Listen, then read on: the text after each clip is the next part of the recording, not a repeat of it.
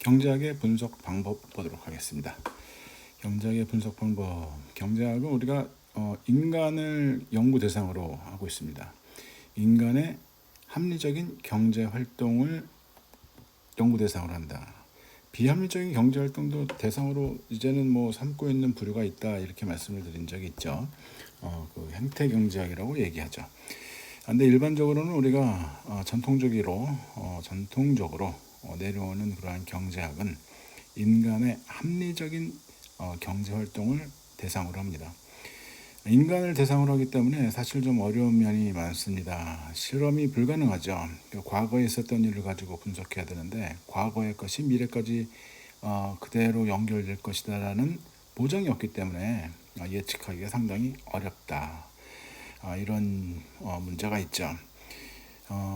하지만 배워가는 것들은 많습니다. 우리는 이렇게 살아왔어, 이런 것들. 그러면서 우리는 보다 더 나은 세상을 만들기 위해서는 어떠한 경제 활동을 해야만 해, 이런 얘기를 할 수가 있다, 이런 얘기죠. 크게는 그렇다, 이렇게 말씀을 드리는 거죠.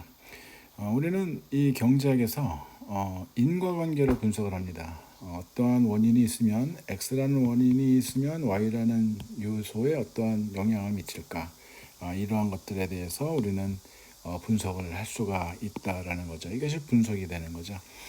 예를 들면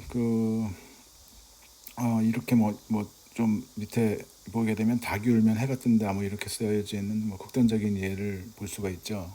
근데 이거하고는 좀 우리가 현실적으로 여러분들이 이해하기 편안한 걸로 생각을 한다고 한다면, 날씨가 더우니까 아이스크림을 많이 먹었다, 이렇게 얘기하는 것은 사실은 날씨와 지금 그 아이스크림 소비 간의 인과관계가 분명히 있을 수는 있죠. 근데 날씨가 어떠한 영향을 미치는 것을 아예 인간의 다른 어떠한 그 행위로 생산 행위가 늘어났다, 아니면 이렇게 얘기를 한다 그러면 인과관계를 설명하기가 힘들게 되면 그거는 좀 연구 대상으로 삼기가 어렵다라는 얘기죠. 이자율이 주식에 영향을 미친다, 이자율이 대출에 영향을 미친다, 이런 거는 분명히 우리가 인과관계로 볼 수가 있습니다. 근데 그렇지 않고 우리가 어떠한 대상들의 인과관계를 증명할 수 없을 때에는 분석하기가 상당히 어렵다, 이런 얘기죠. 상관관계는 분석이 가능한 경우입니다. 이제는 상관관계는. 근데 요즘에는 또 트렌드가 많이 달라졌습니다. 그러니까 트렌드가 달라졌다라는 얘기가 전에는 인과관계 아니면 절대 우리는 받아들일 수 없어라고 하던 것이 이제는 상관관계라는 것은 이제 분석을 해도 괜찮아, 이런 얘기들을 하게 됩니다. 근데 워낙에 좀 복잡한 그러한 그 세상이 되다 보니까 경제 변수들이 X라는 변수, Y라는 변수, Z 이렇게 쭉 이런 것들이 있지 않겠습니까? 근데 여기가 또 A라는 국가가 있고 B라는 국가가 있고 C라는 국가가 있고 각 국가들마다 다 이렇게 연결이 되어 있죠. 이 국가들 간에 어떠한 그 교역을 하고 있는데 사실 X라는 상품, A라는 국가의 X라는 상품이 C라는 국가의 Z라는 상품과 어떠한 연관성을 인과관계로 보여주기는 상당히 어렵지만, 인과관계에 어떠한 있다라고 보여주기는 상당히 어렵지만 상관관계는 찾을 수 있는 이런 경우가 상당히 좀 많아졌습니다. 그래서 요즘에는 그 상관관계 분석도 지금 받아들이고 있다, 이런 얘기를 하게 됩니다. 경제학이 상당히 많이 시대의 변화에 적응해 나가는 이러한 것들로 우리가 해석을 할 수도 있죠. 이런 형태로 우리가 경제학을 분석을 한다. 경제학은 인간의 합리적인 경제 활동이라는 거, 그리고 예측이 어려운 실현 불가능하고 그리고 인과관계를 주로 한다, 이런 얘기죠. 인과관계 분석을 주로 한다. 경제학을 분류하고 있는 것들을 보게 되면 연구 방법에 따라서, 연구의 관점에 따라서, 연구의 분야에 따라서 이렇게 나누어 볼 수가 있습니다. 그래서 연구의 방법에 따라서는 어떠한 그 증거가 있느냐, 그거를 가지고 만약에 경제 현상을 설명하는 것은 우리는 실증 경제학이라고 얘기를 하고, 가치관이 개입돼 가지고 얘기하는 것은 규범 경제학이라고 얘기를 합니다. 당위성을 얘기하는 거죠. 야, 모두가 다 행복하게 살아야 돼. 모두가 다 지금 뭐 소득의 불균형이 줄어든 그러한 상태에서 살아야 돼. 뭐 이런 얘기들을 하고 있는 거. 이런 것들을 보게 되면 우리는 당위성이죠. 가치관이 그 개입되어져 있는 거죠. 그래서 이렇게 나누어져서 우리가 생각을 할 수가 있다. 뭐랄까요? 경제학을 공부하면서 가장 어렵다라고 얘기하는 것이 이렇게 그 실증 경제학과 규범 경제학을 동시에 사용을 해서 결론을 도출하려고 하는 그러한 방법이 상당히 좀 어려운 측면이 많습니다. 실증 경제학만 하고 뭐 규범 경제학만 하고 이렇게는 안 하고 이 두 개를 잘 조합을 해가지고 자신들이 얘기하고자 하는 그러한 결론을 도출하는데 이 가치관이 개입돼서 얘기를 하고 싶어요. 근데 데이터가 없는 거야. 증거가 없어. 그렇게 되게 되면 이걸 얘기하기가 상당히 좀 어려워지는 그러한 경우죠.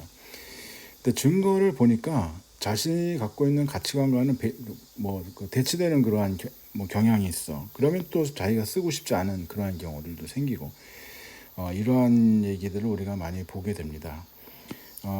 최근이라고 얘기하면 좀 그렇고요. 1970년대 이후부터 우리가 실증 경제학에 대한 그러한 그 얘기들이 상당히 좀 많이 부각이 돼서 지금까지 이어져 오면서 상당히 많이 발전했습니다.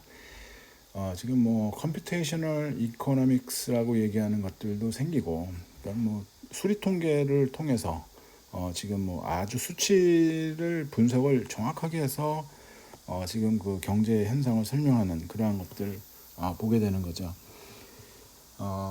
계산하는 것이 이제 많이 수월해진 거죠. 과거에 비해서 컴퓨터에다 집어넣고 엑셀에다 집어넣고 또는 뭐 SPSS나 뭐 여러 가지 프로그램들, 매틀랩이나 뭐 이런 것들을 사용해 가지고 지금 도출할 수 있는 그러한 것들이 많기 때문에 요즘에는 많이 쉬워진 거죠.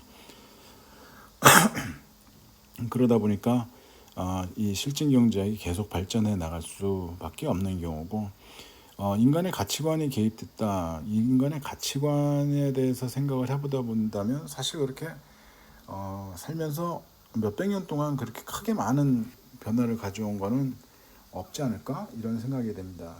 큰 범위 내에서는 우리는 뭐 그 평등한 세상, 공정한 세상 뭐 이런 거 많이 생각하잖아요. 지금도 그런 얘기들 많이 하고 뭐 한 번도 이루어지지 않았다 이렇게 극단적으로 주장하는 그러한 경우들도 없지 않아 있고요. 네, 이러한 문제에 대해서는 사실은 뭐 대상이나 아니면 뭐 연구 방법이 조금씩은 달라지는 그러한 경우들은 있지만 규범 경제학에서 다루고자 하는 그러한 내용들은 크게 많이 달라지진 않은 것 같다 이렇게 말씀드릴 수도 있습니다. 자, 다음은 연구 관점에서 우리가 이제 많이 보게 되는 뭐 미시경제학, 거시경제학 이렇게 얘기를 하죠. 미시경제학에서 주로 다루는 거는 효율적인 자원 배분을 하려면 어떻게 되느냐, 어떻게 하는 게 가장 좋을까. 그것도 개별 경제 주체들의 각각이 개인이 효율적인 자원 배분, 기업이 효율적인 자원 배분, 정부가 효율적인 자원 배분을 하기 위해서는 우리는 어떠한 선택을 할까, 이러한 것들에 대한 얘기들을 하는 것이 지금 미시경제학입니다. 가장 효율성을 높일 수 있는 그러한 사회를 만들어 보자 이런 얘기죠. 그래서 아담 스미스가 내주었던 그러한 그 세상은 완전 경쟁 시장입니다. 완전 경쟁 시장이 가장 효율적인 지금 자원 배분을 이룰 수 있는 그러한 세상이다. 이렇게 얘기를 하는 거죠. 그러한 경제 체제다. 이런 얘기를 하게 되는 거죠. 그래서 완전 경쟁 시장과 그 이외의 시장의 차이를 뭐랄까요? 계속 비교해보고 완전 경쟁 시장의 우수성에 대해서 얘기를 하고, 완전 경쟁 시장이라면 보다 더 나을 거야, 보다 더 좋은 그러한 결과가 있다. 뭐 이런 얘기들을 주로 많이 하게 됩니다. 미시경제학에서. 그래서 여러분들이 미시경제학을 앞으로 이제 보다 보면 대부분 결론적으로는 그 완전 경쟁 시장의 우수성에 대한 얘기들을 많이 하게 된다. 이런 말씀을 드릴 수 있죠. 거시경제학은 경제 전체적인 그러한 관점에서 봅니다. 한 국가 경제의 안정적인 경제 성장, 모두가 다 일을 잘 하고 그 모두가 다 소득이 조금씩 늘어나고 물가는 안정되고 이러한 상태에서 살아가는 이러한 세상을 꿈꾸는 거죠. 그죠? 그렇게 하기 위해서는 과연 어떠한 뭐 선택이 필요할까? 국가의 운영은 어떻게 해 나가야 될까? 이런 것들을 보게 된다. 이런 겁니다. 연구 분야로 나누면 이론을 공부하는 사람이 있고요. 역사를 공부하는 사람이 있고요. 정책을 공부하는 사람들 있고 그렇습니다. 이론과 정책은 뭐 연결이 될 수도 있지만 각각 따로 볼 수도 있습니다. 이론을 가지고 정책을 얘기하는 사람이 있고 정책을 가지고 이론을 얘기하는 사람들도 있고 이론만 얘기하는 사람이 있고 정책만 얘기하는 사람들도 있습니다. 이론만 가지고 얘기하는 사람들 보게 되면 일정한 가정을 그 배경으로 경제 분석을 하죠. 논리적인 전개가 어떻게 이루어지느냐 여기에서 중요한 거는 바로 이 부분에 있습니다. 제 이론의 가장 중요한 부분은 논리죠. 이것이 과연 합당해? 이렇게 얘기하는 것. 근데 일정한 가정을 갖고 얘기를 한다라고 얘기를 하면 뭐 우리는 완전 경쟁 시장을 가정하고 얘기하자라고 한다면 현실과 동떨어진 그러한 세상이니까 사실은 그것이 정책으로 완전히 이어지기는 어렵죠. 완전히 이어지기는 어렵고 완전 경쟁 시장이라면 이렇게 된다라고 얘기를 하니까 완전 경쟁 시장으로 가기 위해서는 어떠한 정책이 필요하고 그리고 이렇다고 한다면 또 다른 정책이 필요해 뭐 이렇게 얘기를 하겠죠. 경제 정책만을 공부하는 그런 경우도 사실은 쉽지는 않습니다. 쉽지는 않은데 지금 그 정책을 분석을 해야 되는 경우거든요. 정책의 효과는 어땠고 과거에 어떠한 정책을 폈더니 어떠한 일들이 있었고 이런 것들을 갖다가 경제 현실적인 그런 부분들을 상당히 많이 다룹니다. 현실과 당위성은 상당히 많이 동떨어진 그런 경우들이 많죠. 꼭 이래야만 해 어떠한 것들이 필요하다고 우리가 생각을 하고 있으면 이렇게 잘 안 가고 있는 그러한 것들을 우리가 많이 보잖아요. 그렇죠? 그래서 이러한 그 일들을 공부하는 이러한 그 정책을 공부하는 사람들이 또 어려움을 많이 겪죠. 그죠? 자, 경제학을 뭐 이렇게 크게 나누어서 방법, 관점, 분야로 나누어서 이렇게 볼 수가 있다라고 말씀드렸습니다. 자, 경제학의 기본 모형은 좀 길게 가야 되거든요. 그래서 좀 쉬었다가 하죠.